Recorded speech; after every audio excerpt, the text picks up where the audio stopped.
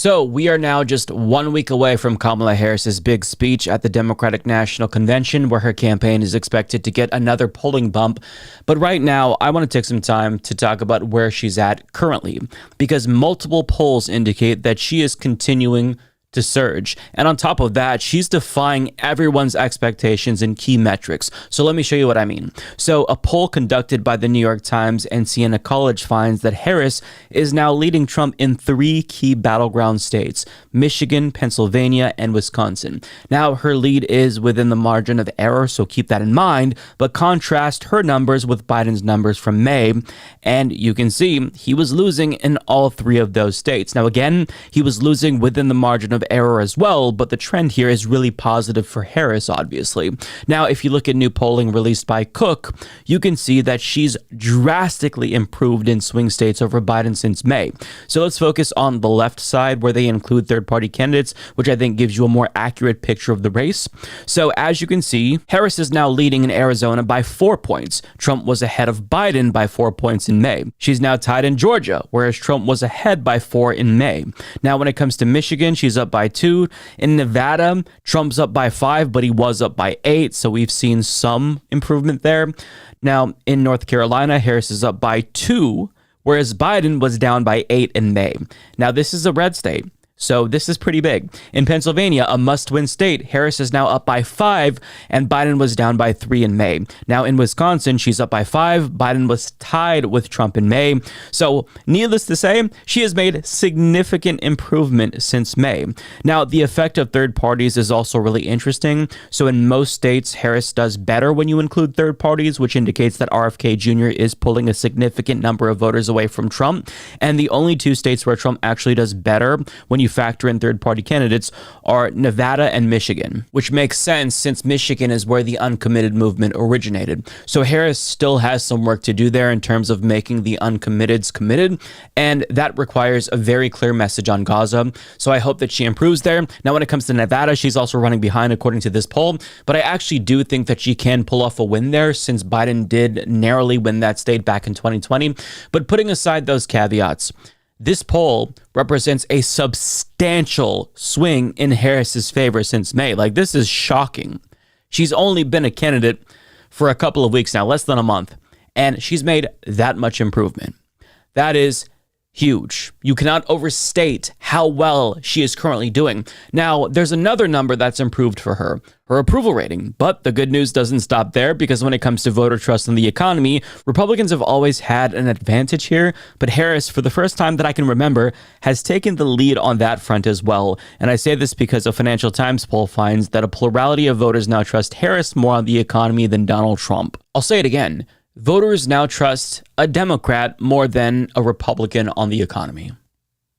This is absolutely shocking and utterly devastating for Donald Trump, because Republicans have always had an advantage in polling when it comes to the economy. But right now, because of Harris, that is starting to change. Now, I think that Kamala can actually turn this plurality into a majority if she continues to promote progressive economic policies, because as much as Republicans scream socialism, understand that most Americans don't agree with their fear-mongering. Most Americans support progressive policies, as evidenced by this Data for Progress poll, which finds that policies like expanding Medicare, cutting drug prices, taxing the rich, expanding Social Security, rent caps, the child tax credit, affordable housing, raising the minimum wage, capping childcare costs, eliminating medical debt, Medicare for all, free college, and the PRO Act, they all have majority support. Now, Kamala Harris has leaned into some of these policies, but if she were to lean into all of them, she could be unstoppable. Now, she's since moved away from Medicare for All after initially supporting it in 2020, which I find thoroughly disappointing. And I think the reason why she got cold feet is because she got attacked by Republicans and the media for wanting to abolish private insurance. But I think that she should have trusted her initial instinct, because Medicare for All has always been a really popular policy, and it's one of the few issues that really galvanizes the Democratic Party's base. And if she were to frame Medicare for All as an economic policy and tell people that they're effectively paying a private tax to insurance companies, and Medicare for All would save them money and give them better health care, I'm telling you, sky's the limit.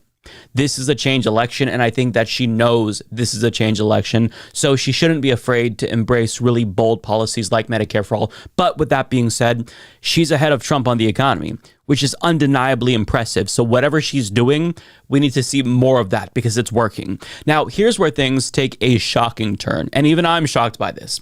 Kamala Harris is doing so well that some red states are now in play. That includes North Carolina, as you saw with the Cook poll, and as Axios reports here, she's now statistically tied with Trump in North Carolina. And if she were to win this state, she'd be the first Democrat to pull off a victory here since Obama in 2008. Now, perhaps even more shocking, Florida is now officially in play again. A USA Today Suffolk poll found that Harris is just 5 points behind Donald Trump, just outside the margin of error. Now, when I saw this, I assumed that the poll was an outlier. That is, until a Florida Atlantic University poll found that she's actually just 3 points behind Donald Trump. And get this, 2 points behind Donald Trump when you factor in RFK Jr. 2 points. That is astonishing. But here's where it gets even worse for Donald Trump. There is an abortion measure on the ballot in November, which is definitely going to drive turnout among women, which means Harris could get a boost from them as well. So if she really is just 2 points behind Donald Trump, those women could easily put her over the edge. This is huge. So Florida is officially in play. Now, whether or not she actually is able to win is an entirely different story, but it's in play. And even if she still isn't able to win that state, the fact that she's so close forces Trump to play defense and pour resources into a state that typically isn't competitive. He is now forced to divert attention away from swing states that he needs to focus on in order to shore up support in a state that is theoretically safe for him, right? So it's not good news for Donald Trump, and that's 30 electoral votes that he absolutely cannot lose. So the fact that it's even this close should horrify him. But I do want to take a step back and look at some aggregate polling data to get a better sense of where she's at nationally. So average polling data from Real Clear Politics puts Harris ahead of Trump by about a point on average, which is lower than it was last week on Real Clear Politics. Although she has expanded her national lead in 538 polling averages, and we talked about this last week, but I think that the variation here is due to which polls these two aggregators include. 538 doesn't include junk polls like Rasmussen's, so I tend to think that they offer a better snapshot of where voters are. Now, an average provided by Nate Silver gives her a slightly bigger national lead at about 3 points on average, but overall, the trend nationally is moving in her favor. Now, keep in mind that this is all just a snapshot in time, and polls do tend to tighten as the election gets closer. And even though Kamala Harris has officially taken the lead, that doesn't necessarily mean that she's definitely going to win this election, because things can change between now and November, and the support that she's seeing in polls might not actually translate into actual votes. So you never want to assume that the polls are foolproof and definitely going to indicate who is and isn't going to win, but they do offer us a good sense of where things are headed. And at this point, you cannot deny that Kamala Harris is absolutely surging. And that is really encouraging, especially after we all thought that a Trump victory was inevitable just like a month ago, right? Now, one thing I want to talk about is Trump doing good in one metric, and that is he's not as hated as he was in 2020 and 2016. This is what Harry Anton of CNN has talked about, and is why he's cautioning voters into reading too much into the polls currently, because Trump isn't as disliked. Now, that might change as time goes on. He still has a net unfavorable approval rating, whereas Kamala Harris is now breaking even, and Tim Walz is plus 5 or 6, and even 12 or 13, depending on the poll. So that's one thing to keep in mind. The anti-Trump fervor that we saw in the last elections might not play as big of a role, but the question is, why is Harris doing so well? Why is she defying expectations? And the answer is that she has improved her numbers among demographics that Biden was starting to lose.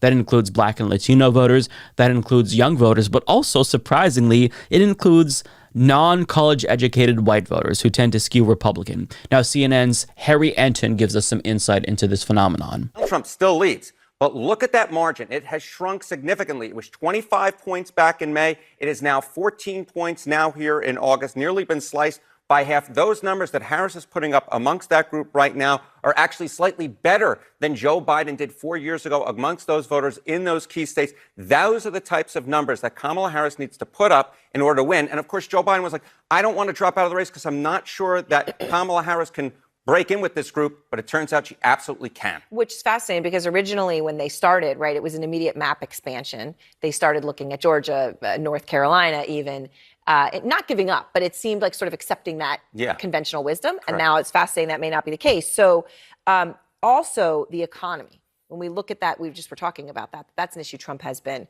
extremely strong on. Is that changing? It is. I mean, again, look, we're still looking at Trump having a clear advantage amongst white working class voters in the Great Lake battleground states. But again, the margin is shrinking, and elections are all about margins. You see it shrinking. You had a 36-point advantage in May. It's now down to 24 points here in August. These are the types of numbers that Kamala Harris needs to put up. And more than that, it's about the economy. This is also a change election, and it's also about change as well. And she's breaking through among white working class voters on the issue of change. So the economy and change working for her cohesively. You're talking about Michigan, Pennsylvania, Wisconsin. There, obviously, those are crucial. That's that blue wall.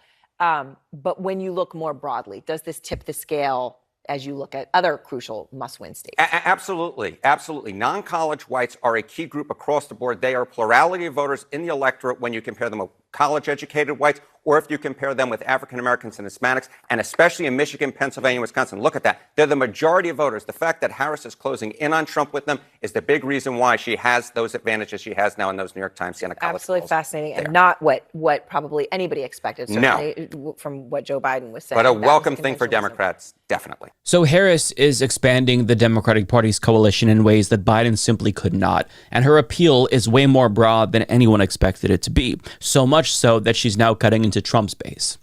That right there speaks to the strength of her candidacy. But it's not just about her. Yes, she's doing good, but Trump is also doing bad. And part of the reason why he's doing so bad, aside from a piss poor campaign he's running, is that the strategy that he previously deployed against Biden has now blown up in his face. Because he initially tried to make this election a referendum on Biden's age and mental acuity. But now that Biden is out of the race, voters are still thinking about age and mental acuity. And shocker, they're all looking at Donald Trump right now. Republicans wanted to make this about age and mental acuity, and it still is. And that's hurting him. That's why I think demographics, who are usually more favorable to Republicans, are moving towards Harris, because age is a very important factor to them. Now, I'm going to play another clip from Harry Anton, who's going to explain why this is happening. That was working for Donald Trump earlier on this campaign when his opponent was Joe Biden. Why? Too old to be president. Look at this. 78% of voters said in May that Joe Biden was too old to be president. But now the age issue is working against Donald Trump. Why? Because Kamala Harris is now the Democratic nominee. Look at this. Just 11% of likely voters say Kamala Harris is too old to be president. Now, if we come on to the other side of the board, look at that difference with Donald Trump. Look at this now. 58% of likely voters say Donald Trump is too old to be president. Now, that's up a little bit from May when it was 53%, but that 53% compared to 78% looked pretty gosh darn good. But now that 58% compared to that 11% for Kamala Harris, very bad news for Donald Trump. The messaging that Donald Trump and his campaign have been putting forward earlier on this campaign has been flipped upside down. She's only 59, but okay. You could get 11% to agree on anything. 11% of people believe the moon landing was faked. Okay, there you go. Is it just about the age, or is this about the message, the change that this might bring in? Yeah, all right. So you know what? We talk about age, but I think age is also a stand-in for change. And this is a change election. Look at this. Political or economic system in this country needs at least major change. Look at this. 2/3 of likely voters in the key battleground states of Michigan, Pennsylvania, and Wisconsin believe that, in fact, the political and economic system in this country needs at least major change. Just 33% believe that it needs minor or no change. So the key nugget in this campaign is to be the candidate of change. If you are the candidate of change, you will win. And who is leading on that front, the candidate of change? Right, exactly. The age issue is working against Donald Trump. The change issue is now working against Donald Trump. We'll bring the right kind of change. Again, Michigan, Pennsylvania, Wisconsin, among likely voters. Look at this. Kamala Harris at 51%. Close by is Donald Trump at 47%. What I will note, Sarah, is these numbers look identical, basically, to what we see in the horse race, which was Harris ahead by 4 points. And you're seeing that right here on Will Bring the Right Kind of Change. Harris ahead, again, by 4 points. So all of a sudden in this campaign, a campaign that has been about age and been about change, it was working for Donald Trump, and now it is working against him, and that is why Kamala Harris has all this momentum. Very interesting. Now, to expand on what Anton is saying here, when Biden was still in the race, he was the incumbent, and voters were dissatisfied with him, and they thought that the country was headed on the wrong track, and his approval rating dipped into the 30s, which is very, very bad for a sitting president who wants to be reelected, which is why he was losing. Now, in that dynamic, Trump was viewed as the change candidate who was offering voters something other than the incumbent. Even though he was a president himself, he was still the alternative. And voters usually gauge who they're going to vote for based on how they're feeling right now. So if they feel like they don't like the way that things are going, they blame the president. Republican, Democrat, they blame the president, and they vote for the other party. Voters aren't as partisan as we'd all like to think, right? They're much more mushy and malleable. But now, Harris is widely viewed as the change candidate because even though she's the vice president, she's not a former president. So she has the opportunity to chart a totally different path. And whether or not voters want change is always going to be something that we have to look out for. Because back in 2008, remember, Obama literally ran on change after 8 years of Bush and the disastrous Iraq War. And then after 8 years of Obama, voters were fed up again with the establishment, and they felt like Hillary Clinton was the ultimate establishment insider, whereas Trump then represented a change to the status quo. Now in 2020, a global pandemic hit, and that changed all of our lives. And Trump couldn't meet the moment. And voters once again wanted change. They wanted somebody in office who would act like an adult and handle the public emergency with the seriousness that it warranted. Now, once again, we are in a situation where voters are feeling economic anxiety and they're worried about the trajectory the country is on, and they want change. And since Harris represents change, that's why she has so much momentum in her favor. And so long as voters continue to see her as change and she continues to push this narrative that she's the change candidate, I think this momentum can continue. Now, the only question is, how long can she sustain this momentum? Can she sustain this momentum all the way until November 5th? Now, it's difficult to say. Nobody knows for sure. Again, usually polls tighten up as we get closer to the election. But I will say, as it stands right now, Harris is in a really good spot, and she is defying everyone's expectations. And if she keeps this up, she could win. You think you just fell out of a coconut tree? Tree? Tree? They not like us. Tree? Tails on the bus. Oh, round and round. Tree?